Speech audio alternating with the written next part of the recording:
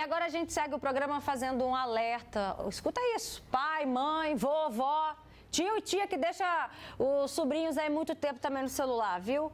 Uma pesquisa apontou que o uso excessivo das redes sociais, escutem, fazem adolescentes dormirem menos e tirarem notas baixas, tá? Tirarem notas mais baixas. E usar demais o aparelho, gente, atrapalha no desempenho, tanto dentro quanto fora das escolas. Ao todo, participaram do estudo 934 alunos de 10 a 19 anos de idade. Essa foi uma pesquisa feita aqui no Brasil, tá? E aí eu te pergunto, você controla o tempo que o seu filho gasta nas redes sociais? Já parou para pensar nisso? Que tem relação direta com o desempenho dele na escola? A gente tem que prestar atenção até nesse detalhe, viu? Não é só por conta de postura, não é só por conta dos efeitos que vai fazendo no cérebro da criança, não, né? Vai dessocializando a criança, mas também vai afetando a nota. Vem cá, aqui no nosso estúdio, eu recebo Diana Nascimento, que é uma mamãe maravilhosa. Tudo bem, Diana? Boa tarde, viu? Seja bem-vinda. Pega aí o microfone para falar com a gente. Boa tarde. Boa tarde, tá ligado, viu? Boa tarde. Tudo bem, Roberta? Tudo certo, Prazer obrigada. estar aqui com você novamente. Luciana Infantini, psicóloga, tá sempre aqui com a gente. Lu, obrigada mais uma vez também pela sua participação. Obrigada. Daqui a pouco ela vai explicar pra gente qual é essa relação. Mas primeiro, vamos ver aqui com essa mãe. Na prática, você já percebeu isso?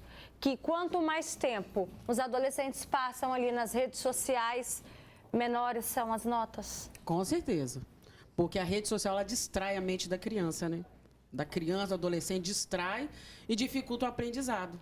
Porque, na verdade, o que eles aprendem na rede social, nada tem a ver com o que eles aprendem na escola. Na maioria das vezes, né? Você já percebeu isso com os seus filhos também? Essa relação direta? Sim, quando passa da hora de dormir, fica ali envolvido em vídeos, em TikTok, em outros vídeos que acabam distraindo a mente deles, atrasando para fazer trabalho escolar, atrasando para poder acordar cedo, para adiantar uma atividade. E isso, com certeza, atrasa o desempenho deles nas escolas. Lu, e como é que fica essa relação, né? Ou seja, passou da hora, a criança está ali ainda, o adolescente está ali ainda, parará e pororô, foi dormir. No dia seguinte, vai fazer uma prova, por exemplo, vai fazer uma atividade escolar.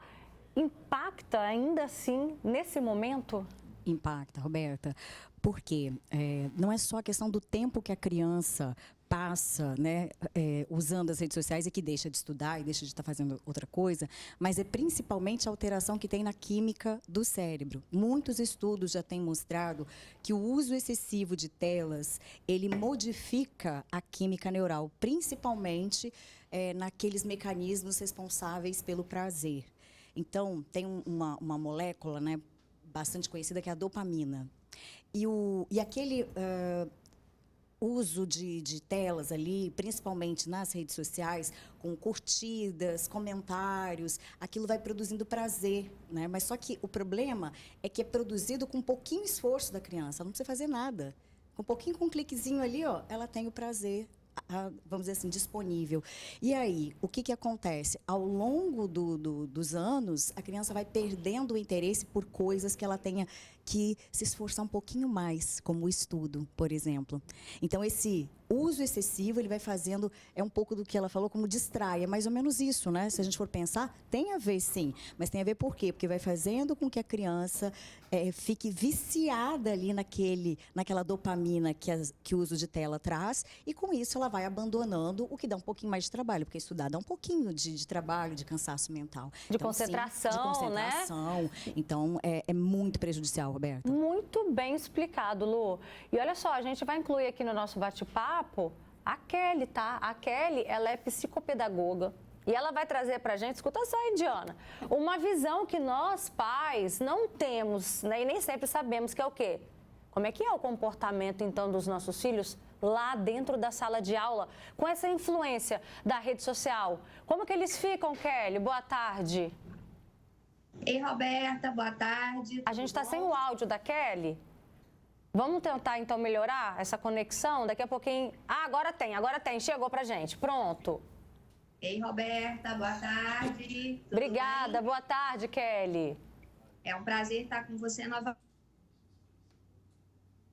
E aí, conta pra gente, como que é essa visão, né? Você que tem essa experiência direta ali na sala de aula, com os alunos, sabe como que está sendo essa realidade com a influência das redes sociais? No outro dia, chega na escola, eles estão como?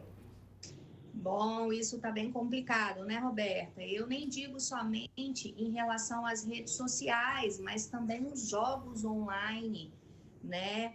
As lives que acontecem, também lives que começam meia-noite, os jovens às vezes fingem que estão dormindo e os pais vão dormir, esses jovens acordam, adolescentes, até crianças de 10, 11 anos acordam para assistir essas lives.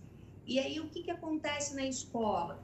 Nós percebemos crianças cansadas, adolescentes cansados, os alunos, eles evitam longo esforço mental, nós temos uma queda importante no índice, no nível de atenção, no tempo de foco, atenção dividida. E algo que nos chama a atenção é o impacto direto no humor e nas habilidades sociais.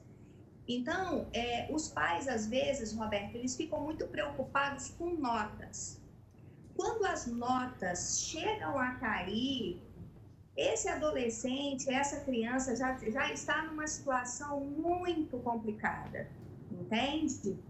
Porque eles começam nessa questão, porque vicia, como a profissional disse aí, realmente vicia, e eles vão perdendo habilidades sociais, vão perdendo função executivas que são funções importantes para que nós possamos desenvolver o estudo em sala de aula. Esse aluno ele fica mais irritadiço, é um aluno mais distraído, é um aluno que comete erros pequenos, é um aluno, às vezes, que tem comportamentos disruptivos e também comportamentos que não condizem com aquele contexto, comportamentos exacerbados com contextos simples e pequenos. Outra coisa importante, Roberta, a gente precisa falar é sobre o impacto auditivo. A sociedade atual, as crianças, os adolescentes, eles terão uma perda auditiva importante logo no início da vida adulta. A gente até falou sobre esse assunto aqui semana passada, exatamente isso, porque vai usando rede social, aí daí a pouco começa a adquirir os equipamentos de fone também, tudo isso vai impactando nessa perda auditiva, não é isso? Exatamente, e aí nós temos uma perda importante que é do nosso conjunto sensorial. O que é isso? Perda auditiva, perda de atenção. Então, detalhes, você perde aquela noção de detalhes visuais, né? A fala, ela vai ficando empobrecida. Nós temos discursos empobrecidos, uma escrita empobrecida. Então, percebe? É quase uma atrofia do cérebro. Meu Deus, deixa eu falar aqui com a Diana, ela é mãe, ela tá preocupada aqui. Eu também sou mãe, a gente tá aqui, ó. Tá vendo? A gente pensa assim, não, atrapalha a postura, né? Tira aquela socialização das crianças, mas a gente vê que o buraco é muito mais embaixo, né, Diana? Com certeza, a coisa vai ficando mais difícil do que a gente pensa, né? Igual a respeito da socialização, né? Eu tive uma fase assim com a minha filha, que ela queria muito ficar só no telefone. E as crianças, às vezes, da rua chamavam para brincar. E ela falou assim, não, hoje não quero brincar, não. Quando eu ia olhar, ela estava com o telefone. Eu falava assim, não, você vai guardar o seu telefone e você vai brincar com as crianças na rua. Pode brincar, pode se socializar. Você tira dela. Tira, eu falo, pode brincar até tal hora lá na rua, pode ir lá com as crianças. E desse telefone aí que não vai progredir em nada, não. Ela aceita quando você tira? Sim, aceita. Na hora assim, ela fica um pouquinho bravinha, né? Mas ela aceita e, graças a Deus, fazendo isso, hoje em dia eu tenho trabalho para tirar eles da rua. No sentido assim, brincando com as crianças que eles cresceram juntos, né? A minha rua é uma rua assim bem pacata, é final de rua. Então, toda vez que eles chegam da escola, a primeira coisa que eles fazem, Roberta, é brincar na rua. Que bom, né? Voltar à verdadeira infância. Agora, Luciane, nem todas as mães, nem todos os pais conseguem tirar o celular dos filhos. Como colocar esse limite, então, Quer usar? Não sei, tem, né, aí as recomendações de horário, de tempo. Como colocar esse limite sem que... fazendo com que a criança, o adolescente entenda que é necessário. Nem sempre, Roberto, o adolescente vai entender que é necessário. Né? Isso a gente tem que estar pronto como pais, educadores, porque assim, educação não é só em casa, a escola também. Então, muitas vezes a gente vai ter que suportar o que você falou, né? Ela fica meio bravinha. É lógico, ela estava ali com o maior prazer, feliz. Você falou e tirou o que estava, né, estimulando. Então, num primeiro momento, é lógico que não vai aceitar. Sabe? Mas o que a criança... É a mesma coisa, Roberta. Vacina. Alguma criança vai feliz tomar uma vacina? Difícil, né? Eu nunca vi nenhuma, né?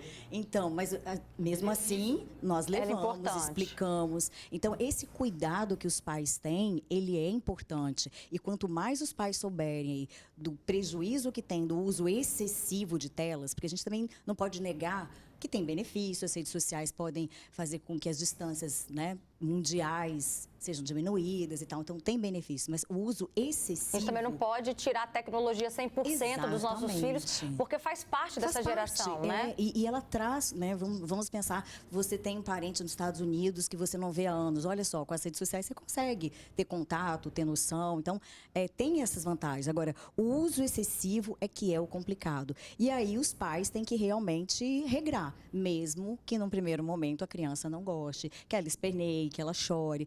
Agora, eu acho que antes de tirar, é importante nem colocar, sabe, Roberta? Porque eu vejo algumas coisas assim, por exemplo, carrinho de bebê, já com um bebezinho recém-nascido com um tablet, né?